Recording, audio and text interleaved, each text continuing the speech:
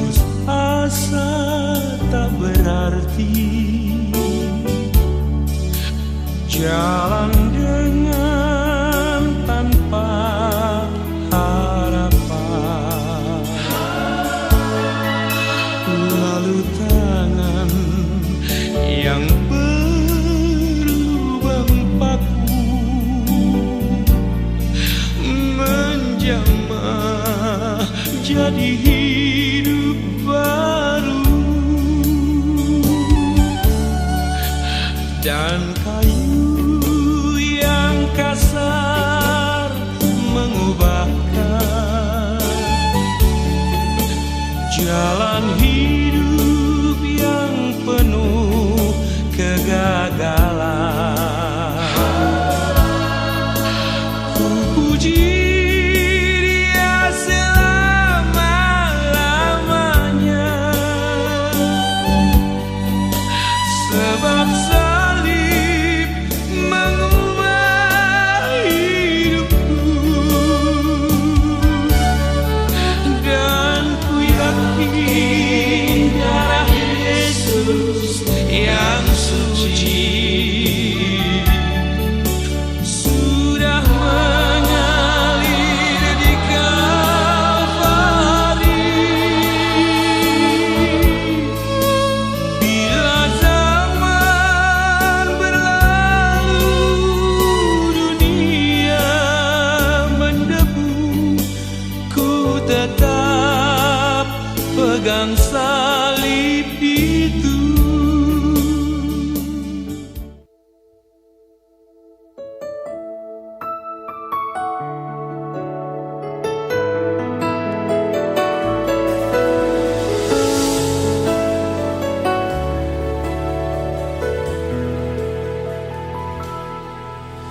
Tuhan, ajarku percaya dalam kelemahanku, kuasa-Mu bekerja. Tuhan, ajarku berserah dalam pergumulanku, pengharapanku hanya kepadamu. Sungguh ku percaya tak ada yang tak mungkin, kuasa-Mu nyata, janji-Mu tergenapi di hidupku, dan aku percaya tak ada yang mustahil bagimu. Ku kan melihat kemuliaan-Mu.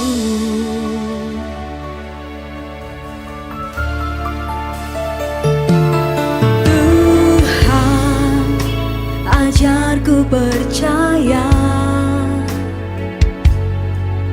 dalam kelemahanku, kuasa-Mu bekerja. Tuhan, ajarku berserah dalam pergumulanku, pengharapanku hanya kepadamu. Sungguh ku percaya tak ada yang tak mungkin, kuasa-Mu nyata, janji-Mu tergenapi di hidupku, dan aku percaya tak ada yang mustahil bagimu. Ku kan melihat kemuliaan-Mu. Sungguh ku percaya tak ada yang tak mungkin, kuasa-Mu nyata, janji-Mu tergenapi di hidupku, dan aku percaya tak ada yang mustahil bagimu. Ku kan melihat kemuliaan-Mu. Tak ada yang tak mungkin, tak ada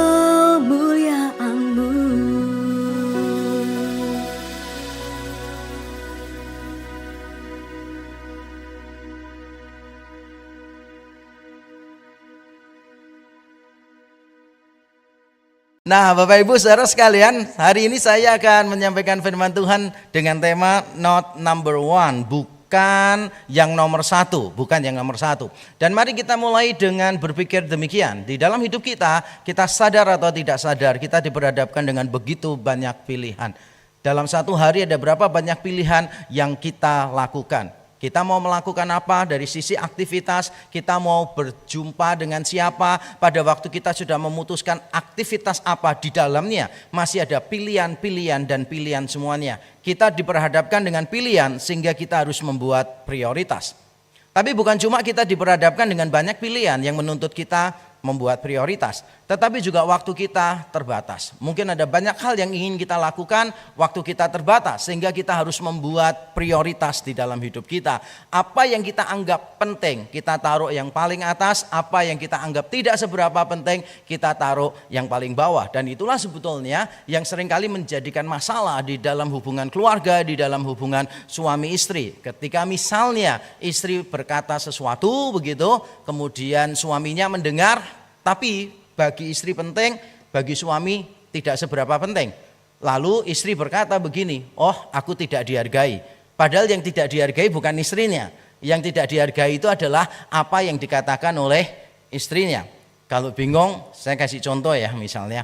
Kalau istri itu berkata sesuatu, itu maknanya seringkali luar biasa, saudara. Hanya perlu memberikan sebuah informasi gitu, kalimatnya indikatif, suami-suami menangkapnya selalu imperatif kan gitu. Pak, galon di rumah habis. Itu indikatif ya, tidak memerintah itu. Tapi suami langsung mengambilkan galon dan memasangnya. Suami langsung mengerti bahwa itu adalah sebuah imperatif, sebuah perintah. Istri saya juga gitu. Saya baru datang ke Singapura, istri saya langsung chat, Pak jangan lupa minum vitamin. Saya chat balik, kekuasaanmu cuma di Indonesia, bukan ASEAN. Nah, terus dia jawab, ya saya penguasa alam semesta. Terus saya jawab, siap. Nah, seringkali saudara istri ngomong sesuatu gitu, kita suami tidak melakukan karena kita menganggap itu tidak penting. Nah, karena apa yang diomong tidak penting, kita tidak melakukan, istri merasa bahwa dia tidak dianggap penting. Begitu pula dengan sebaliknya. Dalam hidup kita ada banyak pilihan, tapi waktunya sangat terbatas. Ada banyak pilihan, tapi ada banyak keterbatasan, sehingga kita harus memilih mana yang didahulukan. Nah, kalau saya bertanya kepada Bapak Ibu saudara sekalian, kira-kira prioritas hidup kita itu apa? Kalau saya mau tanya, kita mengurutkan 5 hal paling penting di dalam hidup kita, dan saya ingin kita mengurutkan dari yang paling penting, kira-kira yang muncul paling atas apa? Apa? Mantan? Enggak lah ya, masa mantan? Mungkin kalau saya bisa membaca pikiran kita semua, mungkin urutannya begini saudara. Allah nomor 1, nomor 2 itu keluarga, kalau mau lebih spesifik berarti mertua. Langsung tahu ya siapa yang bermasalah dengan mertua, siapa yang tidak. Terus yang ketiga mungkin pekerjaan atau studi. Yang keempat mungkin pelayanan. Dan yang kelima mungkin hobi. Siapa yang prioritas hidupnya kurang lebih seperti ini? Saya mau tahu. Nggak ada? Nggak ada? Oh ada beberapa. Kalau kita jujur ya, kalau hamba Tuhan biasanya gini. Allah, keluarga, pelayanan. Biasanya gitu. Hobi itu nomor 150-an, kurang lebih begitulah. Kalau hamba Tuhan begitu, hamba Tuhan itu ditanya hobinya apa gitu, susah jawab ya hamba Tuhan. Hamba Tuhan jarang punya hobi, jarang punya hobi. Saya nggak tahu kenapa hamba Tuhan. Mungkin karena nggak ada waktu untuk punya hobi begitu. Kalau saya sukanya futsal gitu. Kenapa? Karena saya bisa nendang bola sekeras-kerasnya dan tidak disalahkan. Ya. Bisa melampiaskan emosinya, bukan ya, saya bukan futsal, saya tidak sekeras itu. Jadi hati saya itu walaupun wajahnya kayak begini, hatinya itu kayak Doraemon gitu. Hati saya itu lembut, jadi olahraga saya nggak mungkin lah yang futsal begitu, nggak mungkin ya. Olahraga saya Muay Thai. Kalau Bapak Ibu saudara menjawab urutannya begini, Allah nomor 1, maka saya mau berkata begini, kita ini tetap tidak menghormati Allah. You still dishonor God. Kalau Allah diletakkan nomor 1 di antara prioritas hidup kita. Dan mungkin kita berkata, wow, kenapa salah ya? Lalu ada opsi yang kedua nih. Bagaimana kalau kita menganggap Yesus itu sebagai the greatest of all time, the GOAT. The greatest of all time. Siapa di sini yang setuju bahwa Yesus itu layak disebut sebagai the GOAT, the greatest of all time? Wah, banyak orang akan dengan mudah mengaminkan ya. Yesus adalah the greatest of all time. Tapi you know what? Let me tell you this. Kalau kita menganggap Yesus sebagai the greatest of all time, kita tetap dishonoring him. Kenapa kalau kita menempatkan Allah di atas, menempatkan Yesus sebagai the greatest, berarti itu cuma different degree. Padahal Yesus itu different kind, bukan different degree. Kalau different degree itu bukan Tuhan yang inginkan di situ. Tuhan inginkan kita meletakkan dia sebagai different kind dan tidak ada yang lain. Yang Tuhan inginkan itu bukan menjadi nomor satu, tetapi menjadi satu-satunya. Sehingga dengan kata lain saya mau berkata begini, putting Jesus in number one position is still an insult at him. Kalau saudara menempatkan Yesus sebagai posisi yang paling pertama di dalam hidup saudara, the greatest of all time, tetap saudara menghina dia. Karena itu saudara sedang berkata begini, Yesus itu sama dengan yang lain, cuma dia lebih tinggi. Itu kalau saudara menjadikan Yesus number one. Makanya hari ini kita akan belajar Yesus bukan cuma number one, tapi the only one. Ketika kita berkata Yesus itu the only one, maka kita menganggap bahwa yang lain itu tidak bisa dibandingkan dengan dia. Dan mari kita membaca teksnya. Hari ini kita cuma membahas 2 ayat saja dan good newsnya adalah saya tidak akan menjelaskan kata-kata Ibraninya, bahasa aslinya dan sebagainya. Karena saya sudah tahu perekonomian sudah cukup sulit, harga sewa apartemen juga sudah mulai mahal di Singapura ya, pajak dan sebagainya. Terlihat dari wajah-wajah Bapak Ibu Saudara sekalian. Jadi saya tidak akan membahas ayatnya terlalu rumit untuk kita, tapi kita mencoba membacanya, merenungkannya. Nah merenungkannya ini yang menurut saya tidak mudah. Ayatnya sederhana, pendek, tanpa Ibrani pun ayat ini sudah cukup memusingkan kita. Mari kita membaca. Ulangan pasal 6 ayat 4 dan 5. Dikatakan demikian. Dengar hai Israel, Tuhan itu Allah kita. Tuhan itu Esa. Kasihilah Tuhan Allahmu dengan segenap hatimu dan dengan segenap jiwamu dan dengan segenap kekuatanmu. Bahasa Indonesia kurang lebih menerjemahkannya seperti itu. Dari sisi teks Ibraninya, ayat yang keempat itu bisa diterjemahkan Tuhan Allah kita adalah Esa. Atau Tuhan adalah Allah kita, Tuhan itu Esa. Seperti yang kita miliki di dalam terjemahan baru bahasa Indonesia. Atau Tuhan itu adalah Allah kita, Tuhan saja. Apapun cara kita menerjemahkan, secara gramatikal itu memungkinkan. Jadi apapun cara kita menerjemahkan dari semua kemungkinan ini, secara gramatikal semuanya oke. Dan apapun yang kita pilih tidak akan mengubah arti ayat ini terlalu banyak. Ayat ini tetap memberitahukan kepada kita bahwa Tuhan itu Allah kita. Kita punya Allah yaitu namanya Tuhan, YHWH, dan Tuhan ini adalah Esa. Dan kita harus mengasihi Tuhan ini dengan segenap kehidupan kita. Kurang lebih seperti itu yang mau disampaikan di dalam ayat ini. Nah sebelum nanti saya akan menguraikan ayat ini satu persatu, saya ingin memberitahu Bapak Ibu bahwa ayat ini adalah ayat yang sangat penting sekali. Bahkan mungkin bukan sebuah hal yang melebih-lebihkan, exaggeration, kalau kita mengatakan bahwa ayat ini adalah ayat yang paling penting di dalam perjanjian lama. Mengapa saya setuju bahwa ayat ini adalah ayat yang paling penting di dalam perjanjian lama? Ada 3 alasan, dengan cepat saya terangkan, yaitu pertama secara kontekstual, yang kedua secara kultural, dan yang ketiga secara teologis. Dan saya akan menerangkan masing-masing untuk Bapak Ibu Saudara sekalian. Mari kita lihat pertama secara kontekstual. Kitab Ulangan itu adalah kitab yang penting karena mempersiapkan bangsa Israel sebelum masuk ke tanah perjanjian. Kalau kita membaca Keluaran, mereka keluar dari tanah Mesir, lalu mereka membuat perjanjian di Sinai dengan Tuhan, lalu ada banyak aturan-aturan sampai bilangan, itu adalah perjalanan bangsa Israel ke padang gurun. Lalu setelah bilangan selesai, mereka mulai berhenti di satu tempat dan Tuhan mau memimpin mereka masuk tanah Kanaan. Dan disitulah kitab Ulangan diberikan. Nah kitab Ulangan kalau kita membaca posisinya, maka kita akan tahu begini, 3 pasal pertama dari Ulangan, yaitu Ulangan 1 sampai Ulangan yang ketiga, Musa itu mengingatkan tentang perjalanan bangsa Israel yang sudah dipimpin oleh Tuhan. Musa mengingatkan bagaimana kalian dulu berperang dan Tuhan menyertai kalian. Tuhan itu sudah sangat baik kepada kalian. Itu Ulangan 1-3. Ulangan 4 dan 5, Musa kemudian mengingatkan kembali tentang 10 perintah Tuhan. Mengingatkan bahwa engkau harus menaati Tuhan. Menaati didasarkan pada apa? Kebaikan Tuhan. Tuhan sudah berbuat baik dulu, pasal 1-3. Makanya sekarang bangsa Israel harus menaati Tuhan. Selalu di dalam Alkitab saudara, the goodness of God itu selalu menginisiasi our obedience to Him. Selalu, jangan sampai kita balik, kita menaati Tuhan supaya mendapatkan kebaikan Tuhan. Itu salah, itu kekristenan jungkir balik. Di dalam Alkitab selalu dimulai dengan Allah yang berbuat baik kepada kita. Kalau tidak percaya nanti pulang rumah baca Keluaran pasal 20 ya, 10 perintah Allah diberikan. Perintah pertama apa? Ketuhanan yang Maha Esa. Itu Pancasila ya. Perintah pertama, jangan ada padamu Allah lain di hadapanku. Tapi sebelum perintah pertama ada kalimat apa? Akulah Tuhan Allahmu yang membawa engkau keluar dari tanah Mesir. Selalu dimulai dengan what God has done for us.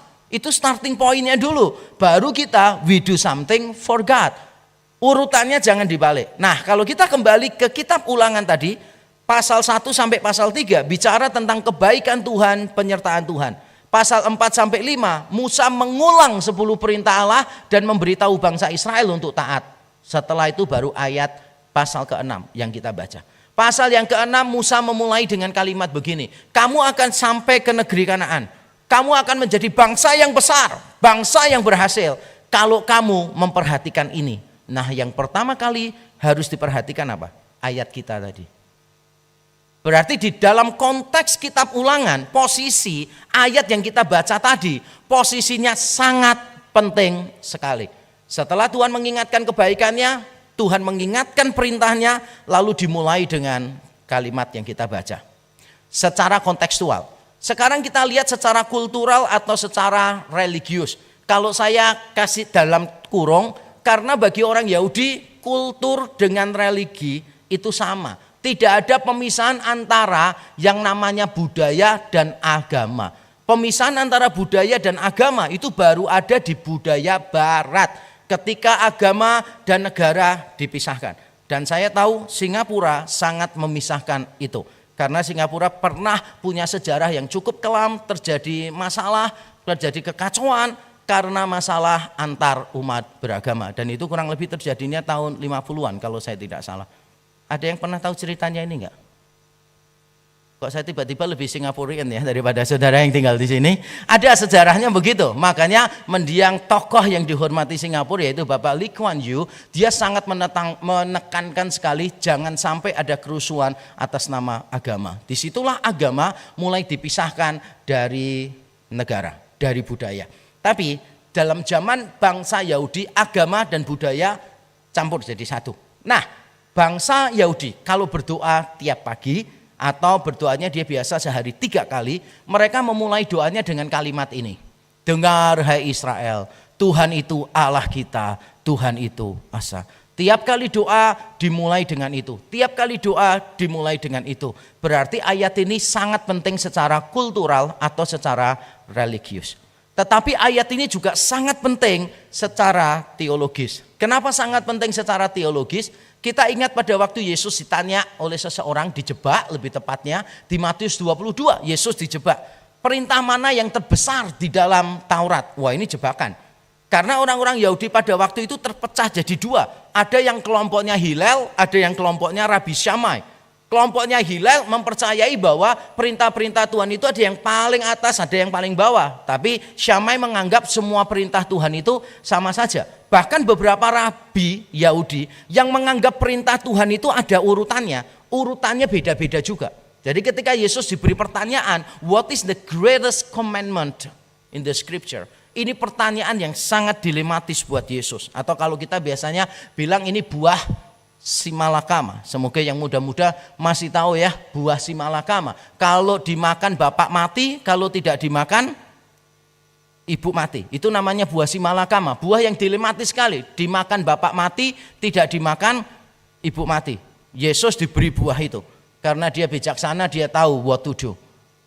Yaitu dia mengemut aja makanannya. Sehingga tidak ada yang mati. Dalam arti begini, ketika orang lain bertanya, perintah mana yang terbesar? Yesus mengoreksi pertanyaannya. Karena bagi Yesus yang paling penting bukan perintah mana yang terbesar, tapi yang paling penting adalah apa yang terbesar di dalam semua perintah. Saya ulang sekali lagi ya. Orang Yahudi bertanya begini, perintah mana yang terbesar? Yesus jawabnya, di antara semua perintah, apa sih yang terbesar? Apa yang terbesar di dalam semua perintah? Jawabannya adalah, kasihilah Tuhan Allahmu, kasihilah sesamamu. Kalau kita taat tanpa kita mengasihi, percuma. Itu namanya memanipulasi. Saudara berbuat baik kepada orang lain tanpa mengasihi orang itu, maka itu bukan kasih. Itu seringkali menjadikan manipulasi. Saudara memberi karena saudara mau mendapatkan keuntungan dari orang itu. Yang paling penting adalah kita melakukan sesuatu karena kita mengasihi. Dorongan untuk berbuat baik harus dari kasih. Other than that, maka yang kita lakukan itu tidak baik. Contoh misalnya, saya berbuat baik supaya masuk surga. Pada waktu saya berbuat baik kepada orang lain, maka saya sedang memanipulasi orang itu untuk kepentingan saya, yaitu saya masuk surga. Kelihatannya saya berbuat baik, tapi sebetulnya saya cuma menganggap orang itu sebagai alat saja. Yang paling penting itu saya. Atau kalau saudara berbuat baik supaya diberkati, saudara berbuat baik supaya mendapatkan pahala. Kalau dorongannya begitu, berarti apapun kebaikan yang saudara lakukan menjadi tidak baik. Kalau saya biasa memberi ilustrasi ini, ilustrasinya bagus sekali karena saya sendiri yang menciptakan. Apa bedanya saudara itu memberikan bantuan sosial, suap, perhatikan ya, bantuan sosial, suap, dan dirampok orang. Ada kesamaannya. Bayangkan saudara itu sedang membeli banyak barang untuk dibagikan kepada orang-orang miskin. Lalu saudara naik mobil box, saudara taruh semua barangnya di situ, saudara pergi ke perumahan kumuh dan saudara membagi-bagikan barang itu. Barangnya habis. Namanya apa ini? Namanya apa? Ya, baksos, bakti sosial ini namanya. Tapi bayangkan begini, saudara bawa mobil yang sama, bawa bahan makanan yang sama, saudara berikan kepada pejabat-pejabat. Di masing-masing rumahnya saudara berikan, lalu pindah pejabat lain saudara berikan, supaya nanti semua urusan perusahaan berjalan lancar. Namanya suap. Kalau mau lebih bagus namanya gratifikasi. Istilahnya lebih bagus tetap artinya sama, suap ya gitu. Cuma sekarang di Indonesia itu namanya lebih bagus gratifikasi gitu kan. Tetap aja suap, padahal yang dilakukan sama enggak sih? Sama. Bayangkan lagi, saudara sedang mengendarai mobil box itu dengan semua bahan makanan di dalamnya, lalu saudara di tengah jalan dirampok orang. Dan barang saudara diambil semua. Setelah itu saudara pulang rumah ditanya oleh anggota keluarga, dari mana? Dari baksos saya. Tapi penerimanya aktif banget, ngambil sendiri. Enggak lah, kita enggak akan menyebut itu baksos. Itu namanya perampokan. Lalu apa yang membedakan? Padahal kan sama-sama memberikan bahan makanan kan ya. Sama-sama memberikan barang, yang membedakan apa? Motivasi kita. Lah kalau motivasi kita bukan mengasihi, ya namanya suap, ya namanya perampokan begitu. Kalau kita memberi supaya mendapatkan sesuatu, itu namanya bukan bakti sosial. Apa yang mendorong saudara melakukan sesuatu itu matters. Bukan cuma tindakan kita, tapi the why. Bukan cuma the what and the how, tapi the why itu akan menentukan perbuatan baik kita. Kemarin pada waktu bincang-bincang ngobrol tentang khotbah bersama hamba Tuhan di sini, saya memberikan sebuah ilustrasi yang sangat klasik sekali sebagai contoh bagaimana kita bisa melucu tanpa kita harus humoris gitu. Lalu saya membuat sebuah cerita. Ini ceritanya bukan dari saya sebetulnya. Cerita udah cukup terkenal sekali, sudah lama banget ceritanya. Ada seorang ayah yang merayakan ulang tahun anaknya 17 tahun. Bukan 17 Agustusan, bukan. 17 tahun dia merayakan ulang tahun, sweet 17 anaknya. Dan karena dia orang kaya, dilakukan di rumah di kolam renang.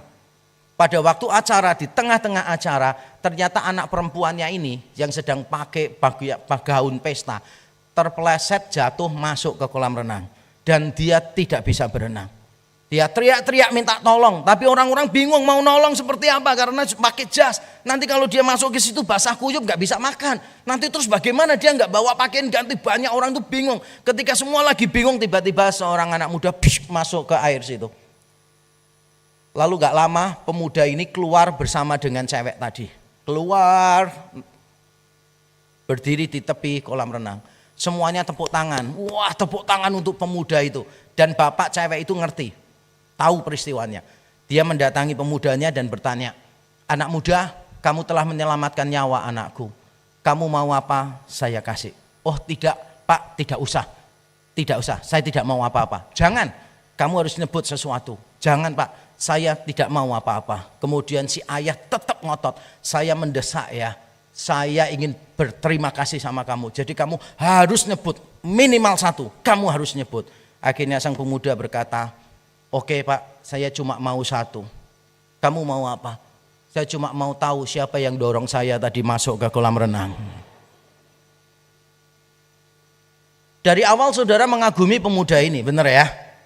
Begitu tahu terakhir dia melakukan itu bukan karena mengasihi, tetapi karena terpaksa. Pikiran kita terhadap pemuda tadi langsung berubah seketika. Dan itu memberitahu kita satu hal, yang paling penting bukan masalah what you do, but also why you do what you do. Ayat ini penting secara teologis karena semua ketaatan kita, seluruh kitab suci Yesus berkata, segala perintah di dalam kitab suci bergantung kepada hukum ini, yaitu mengasihi Allah dan sesama. Dari ayat kita akan melihat bagaimana Tuhan adalah nomor satu, bukan salah satu, bukan nomor satu, tapi satu-satunya. Mengapa Tuhan adalah satu-satunya dan Tuhan satu-satunya dalam hal apa? Mari kita melihat dua hal saudara. Yang pertama, Tuhan itu adalah satu-satunya dalam keberadaan, the only one in existence. Saudara bayangkan situasi bangsa Israel pada waktu itu.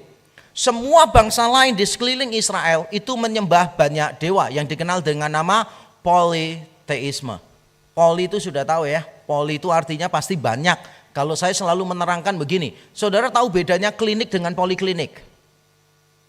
Klinik dengan poliklinik itu gampang.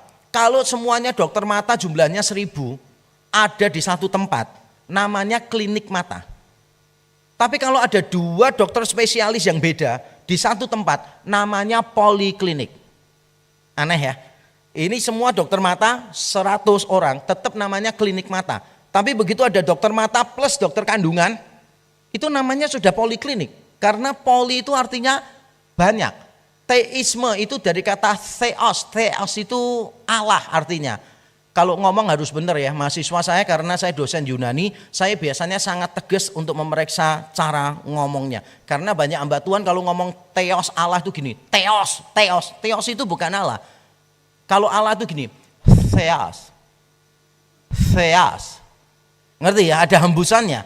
Maka saya seringkali kalau ngomong sama mahasiswa saya itu, saya suruh gini, saya suruh ngambil uang, sebentar ya, saya ngambil uang kecil. Nah misalnya ini, kalau ngomong tuh ininya harus gerak gini, theos. Ada mahasiswa saya itu nggak bisa, theos nggak bisa. Terus dia gini, theos, tangannya gerak. Nggak bisa. Saya langsung tahu kalau itu salah. Ada yang ngomong gini, theos. Enggak ya. Nah, saya cuma mau pamer aja kalau saya punya uang Singapura ya. Oke. Theos itu artinya Allah. Poli itu banyak. Pokoknya ingat ya. Poli banyak, theos itu Allah. Jadi politeisme itu mempercayai banyak Allah. Gampang. Pokoknya kalau poli itu artinya banyak ya. Makanya sekarang saudara langsung tahu artinya politikus apa.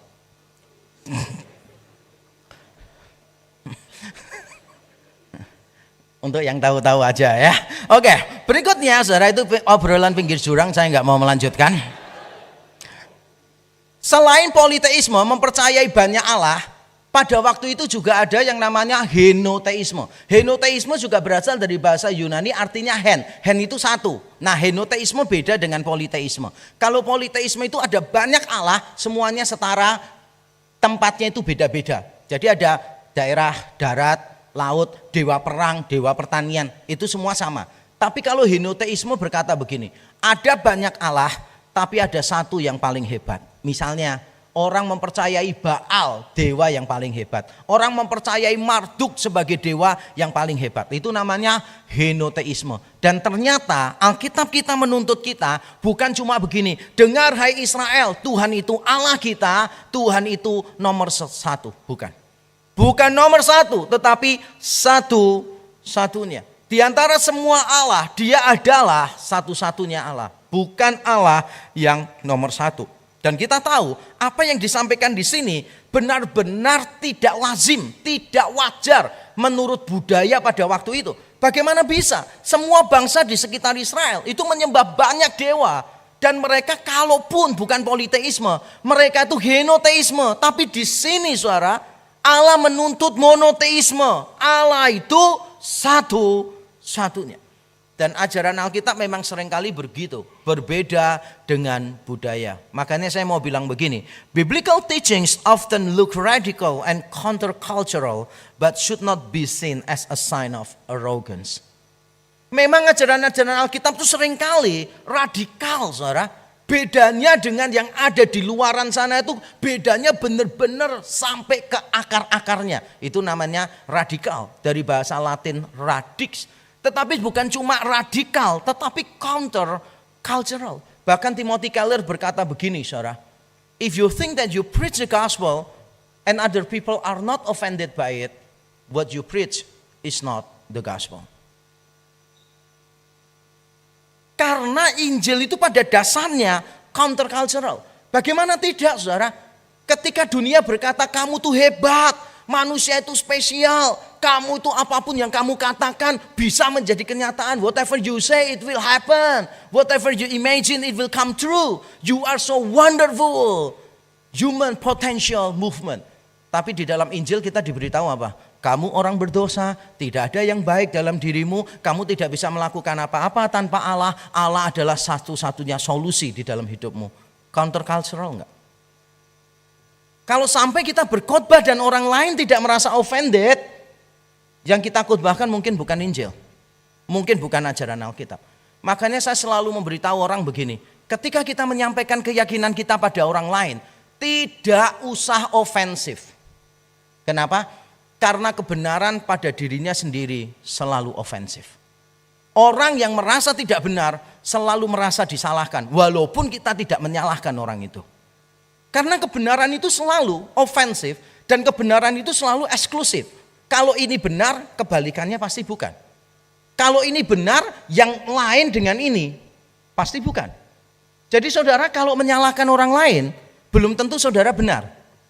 Tapi kalau saudara menunjukkan dirimu benar, berarti saudara sedang menyalahkan orang lain. Walaupun saudara tidak merasa menyalahkan. Karena kebenaran itu selalu ofensif. Makanya saya selalu memilih untuk menunjukkan kebenaran daripada memberitahu orang lain salah. Pernah lihat gak anak kecil bertengkar? 2 ditambah 2, si A ngomongnya 5. Terus disalahkan sama temannya si B. Kamu 2 tambah 2 kok 5? Bodoh banget, salah. 2 tambah 2 itu sama dengan 3. Terus akhirnya gurunya datang. Kenapa ini bertengkar? Terus si B-nya ngomong gini, Bu, si A loh bu, mosok 2 tambah 2 sama dengan 5. Salah kan bu? Gurunya bilang, iya salah itu. Loh ya kan, kamu salah, berarti aku benar. Enggak dong, belum tentu. Tapi kalau kamu benar, orang lain yang beda dengan kamu, otomatis salah. Kalau si B itu ngomong 2 tambah 2 sama dengan 4, temannya yang lain yang tidak jawab 4, pasti salah. Pahamnya maksud saya? Makanya kita itu tidak perlu ofensif ketika memberitahu orang lain, tidak usah menghakimi orang lain, tidak usah kita benar-benar. Saya diajarin sama Pak Joseph Tong sebetulnya, mentor saya bersyukur. Pak Tong bilang gini, kamu kalau ngomongin orang jangan telunjukmu begini-begini, jangan. Nanti orang itu gak setuju sama kamu bukan karena yang kamu omong, karena telunjukmu ini orang gak setuju. Makanya kalau kamu mau ngomongin orang salah, jangan ditunjuk-tunjuk di depan wajahnya, dipeluk, dirangkul sambil dikepuk gini loh. Dan itu sekarang saya terima, saya lakukan, cuma saya kembangkan. Karena kan seorang murid harus lebih tinggi dari gurunya. Jadi saya tepuk-tepuk pundaknya orang sambil bawa silet. Dan ternyata cukup efektif memang, saudara. Memang kita harus kontrakultural. Tapi ini bukan tanda kesombongan. Kalau ada orang yang menganggap itu tanda kesombongan, maka kita jelaskan kepada dia, ini bukan tanda kesombongan. Karena orang Kristen itu justru mengakui kita yang paling berdosa. Orang Kristen itu selalu mengatakan kita ini orang-orang yang berdosa. Semua orang sudah berbuat dosa dan kehilangan kemuliaan Tuhan. Kita tidak lebih baik daripada orang lain. Kalau saudara disebut sombong itu berarti saudara merasa diri lebih baik daripada orang lain. Atau kalau yang saudara klaim itu tidak sesuai dengan kenyataan, itu berarti namanya sombong. Tapi kalau saudara menyatakan sebuah fakta, belum tentu pada dirinya sendiri merupakan sebuah kesombongan. Belum tentu pada dirinya sendiri itu merupakan sebuah kesombongan. Mengingat ini semua, saya ingin memberikan nasihat terutama bagi kita yang hidup di Singapura dengan semua tantangannya yang sangat khas sekali. In the context of religious pluralism and epistemological relativism, we should share our faith rationally, humbly, wisely, lovingly, and relevantly. Kita tinggal di tengah budaya, paradigma kultural yang disebut religious pluralism. Pluralism dengan plurality itu berbeda. Plurality itu fakta bahwa ada banyak agama. Pluralism itu berarti setiap agama punya jalan keselamatannya sendiri. Keyakinan bahwa semua jalan menuju Roma. Semua agama adalah sama. Itu namanya religious pluralism. Kalau epistemological relativism berkata begini, klaim kebenaran itu bisa sama-sama benar. Walaupun berkontradiksi, tetap bisa sama-sama benar. Karena semua orang tidak tahu the whole things. Dan semua orang itu cuma tahu dari sudut tertentu. Sehingga walaupun berkontradiksi bisa dua-duanya benar. Lalu ilustrasinya yang paling terkenal apa? Tentang gajah dan orang buta itu. Orang-orang buta ya, yang memegang buntutnya gajah berkata, wow, gajah itu seperti selang yang panjang. Yang memegang kakinya, bukan, gajah itu seperti tiang. Yang pegang badannya, oh bukan, gajah itu seperti tembok, dan seterusnya dan seterusnya. Lalu saudara diomongin begini, jangan sombong, jangan ngaku paling benar. Kenapa? Karena kamu cuma tahu sebagian saja. Nah ini namanya epistemological relativism. Nah bagaimana kita merespon budaya ini? Yang saya tahu di Singapura pasti juga gampang untuk dilihat ini, ditemukan. Nah maka kita harus membagi iman kita secara rasional. Secara rasional kita harus menunjukkan bahwa religious pluralism and epistemological relativism itu nonsense. Nonsense. Jadi kalau ada orang berkata begini ya, semua jalan menuju Roma, pasti salah. Kenapa? Karena yang dimaksud surga di Islam beda dengan yang dimaksud surga di Kristen. Buddha ketika mengakui nirwana, final destination-nya adalah nirwana. Nirwana bukan surga. Yang bilang nirwana adalah surga, itu tidak pernah belajar Kristen, tidak pernah belajar Buddha. Nirwana itu bukan surga. Dan percaya sama saya, rumah saya di perumahan nirwana eksekutif di Surabaya. Jadi saya paling tahu tentang nirwana. Nirwana itu bukan surga, saudara. Menurut agama Buddha, nirwana itu sebuah keadaan di mana kita tidak punya keinginan. Jadi kita nggak punya keinginan apa-apa, karena di dalam agama Buddha, keinginan itu dianggap sumber masalah. Sehingga nanti tujuan akhirnya adalah manusia tidak punya keinginan. Lah kalau kita di surga malah punya keinginan. Keinginan untuk memuji Tuhan, keinginan untuk mengasihi Tuhan. Passion kita itu masih ada di surga. Beda dengan orang di nirwana. Siapa bilang semua menuju ke Roma? Itu konsep yang keliru. Karena tidak semua orang beragama pendukung AS Roma. Ada yang suka Juventus, yang nggak suka bola maafkan ya. Guruan saya terbatas sekali untuk yang suka sepak bola. Nah begitu pula dengan epistemological relativism. Itu juga sebuah hal yang nonsense. Saya pernah berjumpa dengan seorang pendeta yang ngomong begitu. Kamu tuh jangan sok yakin. Semua orang itu seperti gajah tadi. Cuma tahu sebagian. Seperti orang-orang buta yang memegang gajah. Jadi kamu tahu sebagian. Orang lain tahu sebagian. Terus saya ngomong sama dia gini. Lah kalau kamu tahu sebagian atau semua? Aku juga tahu sebagian. Loh, kamu nggak tahu keseluruhannya. Kenapa kok kamu yakin bahwa yang tak ketahui ini cuma sebagian? Kamu tuh sombong. Kamu tuh mengasumsikan kamu tahu semuanya. Orang lain tahu sebagian-sebagian. Lalu kamu kasih nasihat sama orang lain, jangan sombong, kamu cuma tahu sebagian, kamu cuma sebagian, kamu cuma sebagian. Tapi kamu sendiri menganggap dirimu tahu semuanya. Kamu itu sombong dan keliru. Nonsense. Manusia itu diciptakan sebagai makhluk rasional. Kita tidak bisa menerima dua hal yang kontradiktif. Tidak bisa. Kalau Aristotle mengatakan kita ini diciptakan sebagai rational animals. Bukan binatang yang berasio, bukan. Tapi maksudnya adalah kita ini rational being. Kita nggak bisa menerima sesuatu yang berkontradiksi. Contoh, saya ada di sini, lalu saya ngomong, saya tidak ada di sini. Nggak bisa. Harus ada atau tidak ada. Itu harus rational.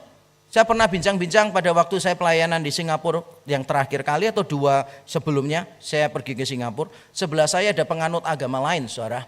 Yang katanya dia open minded, moderat cara pikirnya, bincang-bincang dengan saya dan dia penganut agama lain. Lalu dia bilang begini, let's discuss our religion. Saya bilang, oh ya, that's good. Kita harus mulai banyak mengenal agama masing-masing. Lalu saya ngomong gini, let's start with the death of Christ on the cross. Dia bilang, what? Christ, Isa did not die on the cross. Saya bilang, that's exactly my point. Because according to your religion, Isa itu tidak disalibkan. Menurut my religion, Isa itu disalibkan. Bisa enggak? Dua-duanya ini digabungkan. Yang satu mengklaim Yesus mati dan itu penting bagi kita. Kalau Yesus tidak mati, kita semua mati di dalam dosa kita. Yang di sini ngomong Yesus tidak mati. Masa jalan keluarnya setengah mati? Enggak kan ya? Ngerti maksud saya? Ketika saya bincang-bincang, anak Abraham yang dipersembahkan siapa? Itu kesempatan lain. Ada orang saya bincang-bincang dengan dia gitu. Anak Abraham yang dipersembahkan siapa? Dia bilang Ismail. Saya bilang di punya aku kok Ishak ya? Terus dia bilang, loh iya tak? Iya, katamu tadi semuanya agama sama. Sekarang yang dipersembahkan siapa? Ishak atau Ismail? Maksudnya kita pakai jalan keluar, Ishak, Ismail. Berarti Isis. Is gitu kan. Atau Iska, Ismail, Kak Mail gitu kan. Enggak mungkin dong. Mesti salah satu keliru dong. Ngerti maksud saya? Rational. Tapi selain rational kita juga harus humble, saudara. Kenapa? Karena kita memang benar tidak tahu segala sesuatu. Kita ini terbatas. The truth itu benar tidak mungkin keliru. Tapi the way we perceive the truth itu bisa jadi tidak seperti yang kita bayangkan. Maka kita harus humble. Dan ingat ya, Alkitab memberitahu kita orang berdosa, tidak lebih baik dari orang lain. Makanya kita harus humble dengan orang lain, harus wise, harus bijaksana. Apalagi di Singapura, wah diskusi tentang agama benar-benar sangat dijaga. Makanya saudara harus mengerti orang lain, mengerti situasinya saudara. Jangan sampai saudara misalnya udah dalam perjalanan gitu ke Jakarta ke Indonesia dari Changi gitu kan ya. Orangnya kita ajak ngomong tentang agama nggak tertarik. Tetap aja saudara nerocos ngomong terus. Orangnya udah tidur kita bangunin lagi, Pak. Saya harus bicara dengan Bapak. Siapa tahu ini tidur Bapak yang terakhir gitu. Berapa orang Kristen kan gitu, nggak mau tahu orang lain. Itu tidak bijaksana sih saudara. Kita harus lebih bijaksana. Penginjilan itu sebuah proses, bukan sebuah peristiwa. Kalau kita lihat orangnya tidak berminat, minta nomor teleponnya, nanti kontak, keep in touch dengan orang itu. Supaya nanti pada waktu yang lebih baik, dia bisa mendengarkan Injil dengan lebih terbuka. Jangan dipaksakan. Kalau dulu saya tidak seperti itu saudara. Tiap kali saya duduk di mikrolet atau di bis, pertanyaan saya pertama adalah begini, Pak turun di mana? Bahkan saya tidak tanya namanya siapa. Karena bagi saya nama tidak penting. Yang paling penting adalah dia orang berdosa. Yang kalau tidak dengar Injil masuk neraka. Benar atau enggak sih? Kita semua pemikirannya gitu. Sombong banget sih. Enggak lah. Tanya namanya siapa gitu. Kalau dulu saya enggak. Pak turun di mana? Oh saya turun di terminal. Wah masih lama 1 jam. Saya ceritanya dari Adam dan Hawa itu sampai kita Wahyu langit dan bumi yang baru kan gitu. Tapi begitu saya tanya, Pak turunnya di mana? Oh saya turun di kampung sana 3 blok dari sini. Saya langsung mikir, 3 blok dari sini. Langsung gini, Pak kalau Bapak mati sekarang masuk mana? Terima Yesus ya Pak ya. Kalau Bapak nggak terima Yesus, Bapak masuk neraka. Saya ngomong sama Bapak loh ya, bukan nakut-nakutin loh ya gitu. Sampai orangnya kiri, saya sampai nganter dia ke pintu, Pak percaya Yesus ya Pak. Percaya Yesus. Itu malah jadi orang yang membenci kekristenan. Pak Joseph Tong selalu ngomong kepada saya begini, be nice to all people. Walaupun mereka tidak jadi Kristen, Jangan sampai mereka jadi musuh. Nasihat yang bijaksana sekali. Dan kita harus loving orang lain. Beda agama bukan berarti kita tidak menolong mereka. Jangan sampai kasih kita itu ditentukan oleh agama. Bayangin gak sih, saudara misalnya melihat ada orang kecelakaan gitu kan ya. Lalu saudara datangi orangnya dan saudara tanya, ateis atau orang beragama? Beragama. Kristen atau bukan? Kristen gitu kan. Protestan atau karismatik? Saya Protestan gitu kan ya. Protestannya reform atau enggak reform? Reform. Dari kalangan gereja Chinese atau bukan? Begitu dia jawab iya gitu kan, baru ditanya dari GKY atau mati orangnya, saudara. Enggak usah lah ya kan. Orang butuh bantuan enggak usah dicek KTP-nya, identitinya. Siapapun walaupun beda agama tetap kita mengasihi mereka. Dan yang terakhir apa? Sharing our faith itu relevantly, saudara. Kalau kita bicara kepada anak-anak muda, kita itu jangan bicara yang menurut mereka itu tidak relevan sama sekali. Saya sering berjumpa dengan orang-orang muda, saudara, dan mereka berkata begini, I believe Jesus died on the cross, but I just can't relate that to my life. So what? Anak-anak muda kehilangan pemikiran apa sih relevansi Injil dengan kita. Kenapa? Karena kita selalu mendekati anak muda dengan kalimat begini, kamu orang berdosa butuh Yesus. Tidak selalu kita mulainya dengan itu sih, saudara. Nanti kita bicara itu. Tapi mulai pertama dengan itu, anak muda langsung tutup gini, not a few moment later dia tidur, saudara. Pasti anak muda begitu, nggak tertarik. Makanya kita harus mulai sesuatu yang relevan. Saya pernah di pesawat, sebelah saya cewek tatoan semua. Jadi dia itu pakai baju yang tanpa lengan gitu. Wah, tatoannya itu banyak sekali begitu. Lalu saya tengok ke dia, saya bilang, Mbak suka tato ya gitu kan. Pertanyaannya itu kayak nggak penting gitu, saudara.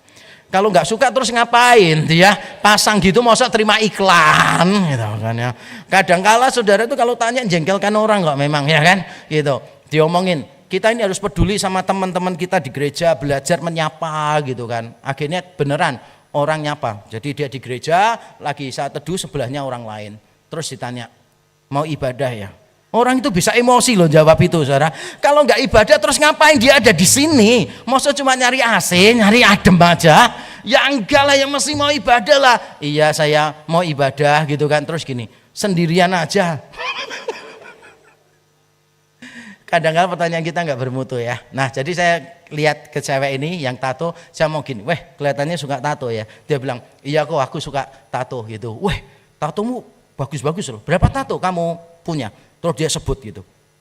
Dan saya percaya, kalau nggak percaya disuruh ngecek berdosa saya malan. Jadi seluruh tubuhnya tato soalnya kan gitu. Dia nyebut tuh puluhan gitu kan. Terus saya bilang gini, weh kamu paling suka tato yang mana? Wah, tanya-tanya harganya berapa tato gitu kan. Satu kali tato tuh berapa lama? Wah, saya belajar kenal apa yang menurut dia itu interesting. Baru terakhir saya tanya, mengapa kamu suka tato? Terus dia jawab, karena dengan tato aku bisa diterima komunitasku. Karena dengan tato aku mendapatkan penerimaan. Terus saya ngomong sama dia begini, kamu jujur capek gak sih? Untuk diterima aja harus melakukan ini itu. Sampai berapa jauh kamu akan melakukan sesuatu untuk diterima? Capek enggak? Dan dia ngomong gini, sebetulnya capek sih. Mosok diterima aja perlu ini, perlu itu. Kalau mau nerima ya nerima aja harusnya. Lalu saya ngomong sama dia, kalau kamu membutuhkan penerimaan tanpa kamu melakukan apapun, kamu mendapatkannya di dalam Yesus Kristus. Karena Yesus melakukan semuanya di atas kayu salib untuk kamu dan dia terima kamu apa adanya. Walaupun keadaan kamu tidak bisa apa-apa. Injilnya masuk enggak? Masuk, tapi relevan enggak? Relevan. Saya bisa memberitakan Injil lewat jalur apapun. Dia mau hobi pakai basketball, saya nanti akan cerita bagaimana kaitan Injil dengan basketball. Yaitu karena ada ayat di Alkitab yang mengatakan Yesus pandai bermain basket. Enggak ya, enggak ada ayatnya. Saudara jangan sampai berpikir shortcut yang gampang begitu kan ya. Enggak sih, saya mencoba untuk memberitakan Injil secara relevan. Jadi Yesus itu bukan number one tapi the only one in existence. Yang kedua, atau supaya lebih menghibur, yang terakhir. Yang terakhir saudara, Yesus adalah the only one in devotion. Tadi dikatakan demikian, kasihilah Tuhan Allahmu dengan segenap hatimu, dengan segenap jiwamu, dengan segenap kekuatanmu. Dan saya penasaran dengan kata segenap itu. Bahasa Inggrisnya semua pakai kata all, diulang 3 kali. Saya cek teks Ibraninya dan ternyata benar, segenap diulangi 3 kali. Berarti penekanan. Bukan cuma itu. Ketika saya baca segenap hati, segenap jiwa, segenap kekuatan, segenap hati aja sebetulnya sudah cukup sih. Karena segenap hati itu berarti mewakili seluruh keberadaan kita sih. Misalnya nih, I love you with all of my heart. Berarti dengan seluruh keberadaan dong, benar nggak sih? Ada bedanya nggak mengasihi dengan segenap hati, dengan segenap jiwa? Ada beda? Nggak ada beda. Orang yang mengatakan aku mengasihi kamu dengan segenap hatiku, itu tidak kurang mengasihi atau tidak lebih mengasihi daripada orang yang berkata aku mengasihi kamu dengan segenap jiwaku. Sama. Bedanya itu cuma akibatnya aja. Anak-anak muda dengar ya. Kalau engkau mengasihi dengan segenap hati atau dengan segenap jiwa, itu sama. Tapi akibatnya beda. Kalau kamu mengasihi seseorang dengan segenap hati dan engkau dikecewakan, yang engkau rasakan adalah sakit hati. Kalau engkau mengasihi seseorang dengan segenap jiwa dan engkau dikecewakan, yang kamu rasakan adalah sakit jiwa. Kasih, saudara, itu sama aja, mau hati, mau jiwa, mau kekuatan itu sama. Digabung semua, berarti penekanan lagi. Bahkan Yesus ketika mengutip ayat ini di dalam Injil Markus, ada tambahannya. Bukan cuma jiwa, hati, kekuatan, tapi juga akal budi. Saudara mau 1, mau 3, mau 4, mau 10, artinya sama. Yaitu Tuhan menuntut kita mengasihi Dia dengan segenap hati kita. Itu yang Tuhan minta dari kita, saudara. Tapi persoalannya demikian. Kalau Tuhan itu menuntut kita mengasihi Dia dengan segenap hati kita. Pertanyaan saya begini. Dengar baik-baik ya. Ini ayat yang mungkin bertahun-tahun lalu saya baca malam hari dan saya bingung dengan ayat ini. Kalau memang Tuhan menuntut saya mengasihi Dia dengan segenap hati saya, apakah ada yang sisa dari hati saya untuk yang lain? Untuk keluarga saya? Untuk jemaat saya? Untuk hobi saya? Untuk studi saya? Untuk pelayanan saya? Ada sisa enggak? Karena Tuhan meminta seluruh hati saya, seluruh jiwa saya, seluruh kekuatan saya untuk Dia. Ada yang sisa enggak untuk yang lain? Harusnya tidak ada yang sisa kan. Dan itu membingungkan saya ayat ini. Nanti bagian terakhir saya akan memberitahukan jawabannya. Tapi sebelum saya memberitahukan jawabannya, saya ingin saudara memperhatikan beberapa hal dari ayat 5 tadi, saudara. Yaitu ini, loving God must not be constrained to feeling. It involves our whole being. Mengasihi Allah itu bukan cuma masalah perasaan, tapi seluruh kehidupan kita, with all of your heart, your soul, your might. Semuanya mengasihi Tuhan, bukan cuma perasaan. Ada berapa banyak orang, saudara, kalau dia misalnya di dalam gereja, di dalam ibadah, kelihatannya mengasihi Tuhan begitu rupa, sampai nangis-nangis gitu. Pertanyaannya adalah, keluar dari tempat ibadah, apakah dia mengasihi Tuhan? Bukan cuma masalah feeling, karena ini diperintahkan loh, saudara. Diperintahkan ini, jadi bukan cuma masalah dirasakan, tetapi diperintahkan. Kita diperintahkan untuk mengasihi Tuhan. Dan ini dengan seluruh keberadaan kita, bukan cuma dengan perasaan kita. Saya berkali-kali menghadapi orang-orang Kristen yang selalu membuat dikotomi, atau mungkin trikotomi malah di dalam hidupnya dia. Jadi misalnya begini nih, kamu itu mikir jangan pakai ini. Mikir pakai ini, lututnya ditunjuk. Dan benar sekali, saya sering pakai ilustrasi ini karena saya mengalaminya sendiri, saudara. Saya dulu berkali-kali diomongin orang, jangan mikir pakai ini. Mikir itu pakai lutut, maksudnya berdoa. Orang yang banyak berpikir itu dipikir tidak mengasihi Tuhan gitu. Waktu saya di sekolah Alkitab juga gitu. Kakak-kakak kelas saya beberapa sering ketika saya baca buku, ketika saya diskusi teologi yang mendalam, mereka selalu mengutip Pengkhotbah 12, membaca banyak buku tidak ada gunanya. Lalu dia ngomong gini, mikir jangan pakai ini, mikir pakai lutut. Suatu ketika salah satu kakak kelas saya itu cepat-cepat ke kampus dan terpeleset. Lututnya kena ke tembok. Dan saya ngomong, kamu harus periksa dokter, siapa tahu kamu gegar otak. Kepala saya nggak kena, iya kamu mikirnya selalu pakai lutut soalnya. Ada berapa banyak orang Kristen yang selalu berpikir kalau kita berpikir kritis nanti tidak mengasihi Tuhan. No, salah. Saya jadi orang yang paling kritikal menurut saya sejak muda. Apapun saya pertanyakan, saudara. Saya tuh tidak mudah percaya orang. Tidak mudah percaya orang. Saya selalu mempertanyakan segala hal. Tapi kalau saudara tanya saya, apakah iman saya setelah saya berpikir kritis semakin kuat? Jawabannya definitely yes. Semakin saya berpikir kritis, mencari kebenaran, saya selalu mendapati kebenaran yang menemukan saya. The truth finds me. The truth sets me free. Jangan takut berpikir kritis. Anak-anak muda jangan takut untuk bertanya. Orang-orang tua jangan takut ditanya oleh anak muda. Biarkan anak muda mencari kebenaran. Karena in fact when they are searching the truth, they are being searched by the truth. When they are searching God, actually they are being searched by Him. So don't worry. Saya percaya kebenaran lebih kuat dari yang kita pikirkan. Kasih bukan cuma perasaan, seluruh kehidupan kita. Berikutnya kita perlu notice ini. Kita ini we are commanded but not forced to love God. Ya, ini imperatif. Benar, imperatif. It is not a compulsion, since our love for God is a reasonable response to His love for us. Memang ini perintah, tapi bukan paksaan. Ini benar-benar bukan paksaan, saudara. Kenapa? Karena kita mengasihi Tuhan yang telah lebih dulu mengasihi kita. If you experience how deep the Father's love for us, you cannot do otherwise rather than love Him back. Gak bisa enggak. Karena hatimu telah di-refresh, telah disentuh oleh kasih yang begitu besar, sehingga engkau tidak bisa tidak, engkau pasti akan mengasihi Allah lagi. Jadi ini sesuatu yang tidak terelakkan, tetapi bukan paksaan. Tidak terelakkan, tapi bukan paksaan. Kan kadang-kala kita bingung. Kasihilah Tuhan Allahmu. Kasih kok diperintahkan. Harusnya kan muncul dari free will dong. Tapi ini konsep yang tidak sepenuhnya benar, saudara. Kenapa? Karena ada banyak hal yang sifatnya obligatory, yang sifatnya wajib, tapi kita melakukannya tanpa paksaan. Coba ya, yang punya anak saya tanya, orang tua wajib nggak memelihara anaknya? Wajib kan ya? Ada di sini yang merasa terpaksa memelihara anak? Nggak ada kan? Saya bahkan ngomongin orang-orang yang muda-muda itu, saya ngomongin, punyalah anak. Karena walaupun itu susah, not easy, tapi itu rewarding banget. Punyalah anak. Bahkan satu hal yang saya sesali, kenapa saya dulu nggak punya anak lebih banyak. Paling enak itu punya anak. Dan punya anak remaja. Jadi teman, diskusi. Saya punya anak masih muda-muda. Banyak orang tua berkata, aduh paling susah punya anak remaja. Saya malah kebalikannya. Saya paling suka punya anak remaja dan pemuda. Kenapa? Karena saya suka mendengar kritikan-kritikan mereka. Anak saya selalu ngomongin, Papa ini kalau mau jangkau milenial, bajunya jangan gitu, Pak. Bajunya harus gini. Potongan rambut Papa tuh harus gini. Sepatunya Papa harus gini. Jadi semua awalnya saya itu dipilihin sama anak-anak saya.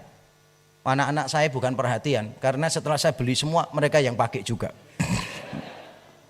Anak yang bijaksana. Punya anak remaja, punya anak pemuda, itu menyenangkan, saudara. Kita ini jadi orang tua harus merawat anak-anak kita. Tapi saya yakin tidak ada orang tua yang merasa terpaksa melakukannya.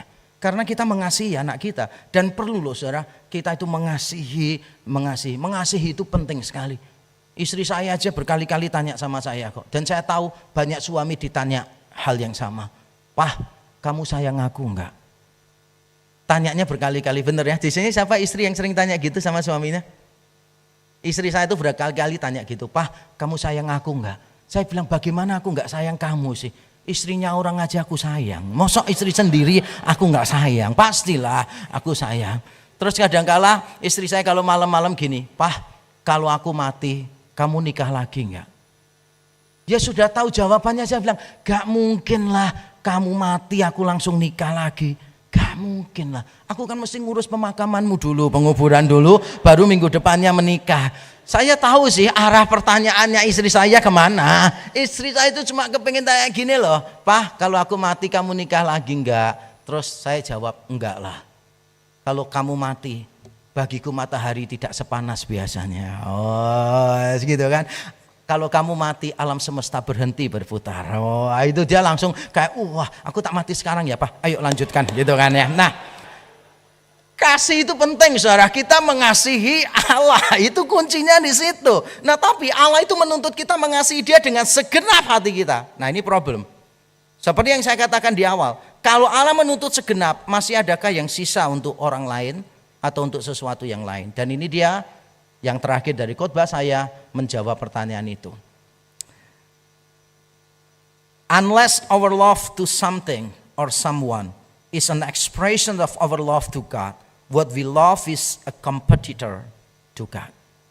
Kecuali apa yang kita cintai gitu, kecuali kasih kita kepada sesuatu atau seseorang merupakan ungkapan kasih kita kepada Tuhan, maka apa yang kita cintai adalah berhala, saingannya Tuhan. Saya mengasihi keluarga saya sebagai bentuk ekspresi saya mengasihi Tuhan. Saya mengasihi jemaat saya karena saya mengasihi Tuhan. Saya mengasihi hobi saya suka olahraga. Kenapa? Karena saya mengasihi Tuhan. Saya suka membaca buku. Kenapa? Karena saya mengasihi Tuhan. Unless what you love is an expression of your love to God, what you love is an idol, competitor to God. Jadi apakah ada yang sisa untuk yang lain? Ada, tapi dalam pengertian kita mengasihi keluarga kita sepenuhnya karena kita mengasihi Allah sepenuhnya.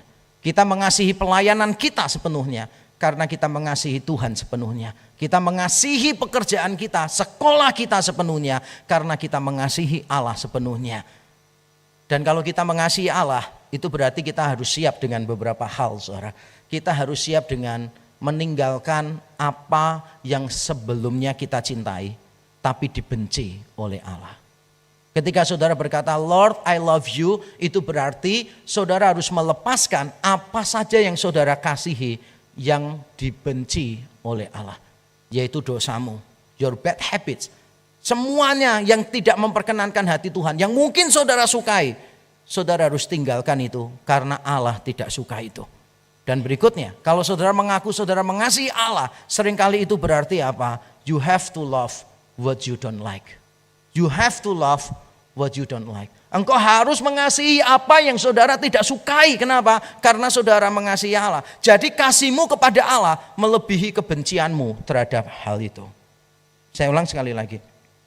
Mengasihi Allah seringkali berarti engkau harus love what you don't like. Karena kasihmu kepada Allah melebihi ketidaksukaanmu, kebencianmu terhadap sesuatu atau terhadap seseorang. Dalam hidup saya berkali-kali mencintai apa yang saya tidak sukai.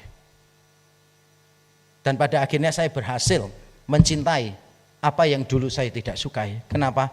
Karena kasih saya kepada Tuhan yang selalu ngedrive saya terus untuk mengasihi apa yang saya tidak sukai. Saya dulu paling sukar berkata maaf karena berhala saya pengakuan. Saya enggak mau terlihat gagal, saya tidak mau terlihat lemah di depan orang lain. Saya mau tampil perfect, sempurna. Bagi saya kesalahan bukan untuk diakui, tapi untuk dijustifikasi. Diberikan pembenaran-pembenaran supaya saya tidak kelihatan salah di mata orang. Saya tidak suka disalahkan.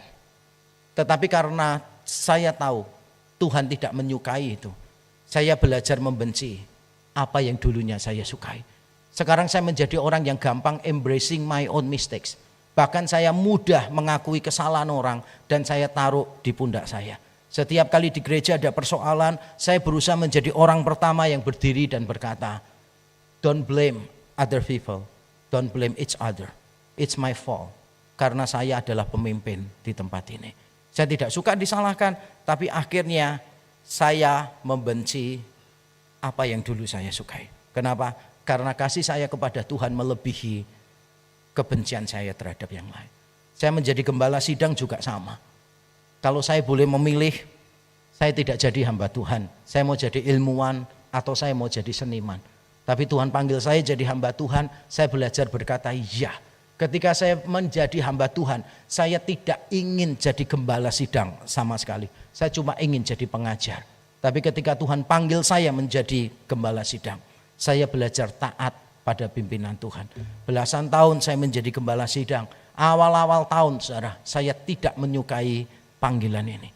Karena saya tidak suka melihat orang lain cerita kepada saya. Saya nggak bisa dengarkan orang ngomong. Makanya saya jadi pendeta, bukan jemaat. Saya tidak bisa mendengarkan orang menangis, saudara. Pertama kali saya jadi gembala sidang, jemaat saya nangis selama 1 jam. Saya tuh bingung. Semua orang yang punya masalah nangis di mata saya adalah para pecundang, orang-orang lemah. Karena hidup saya dulu hidup yang sangat sukar sekali, saudara. Masa lalu saya ada masa lalu yang sangat pahit luar biasa. Sehingga saya menjadi pribadi yang tangguh dan akhirnya apa? Saya tidak sensitif terhadap perasaan orang lain. Dan saya memiliki gejala psikopat. Saya nggak bisa simpati kepada orang lain. Saya tidak bisa berempati kepada orang lain. Tidak pernah saya menangis bersama orang lain. Saya melihat orang bunuh diri di rel kereta api, saudara. Saya turun dari bis. Semua orang turun dari bis melihat, semuanya teriak, ada yang pingsan. The only person yang tanpa reaksi adalah saya. Dan saya cari tangannya di mana satunya, kakinya di mana, kepalanya ada di mana. I did not feel anything. Ketika saya dengarkan orang lain cerita, saya itu merasa ini waste of time. Saya lebih suka baca buku daripada mendengarkan orang lain bercerita. Saya menganggap orang-orang yang menangis adalah orang-orang yang lemah, saudara. Tapi saya bersyukur ketika saya berkata ya kepada panggilan Tuhan. Dan saya mulai love what I don't like. Pada akhirnya saya menemukan saya bisa mengasihi apa yang dulu saya tidak sukai. Saya mencintai jemaat-jemaat saya. Saya bisa menangis bersama dengan mereka. Penderitaan mereka menjadi penderitaan saya. If you love God, you will dislike what you love previously. Something that displeases God, engkau harus abandon that. Dan pada saat yang sama, if you love God, you have to learn how to love what you don't like. Dan kiranya ini menjadi tantangan bagi kita semua untuk mengasihi Tuhan satu-satunya dalam hidup kita.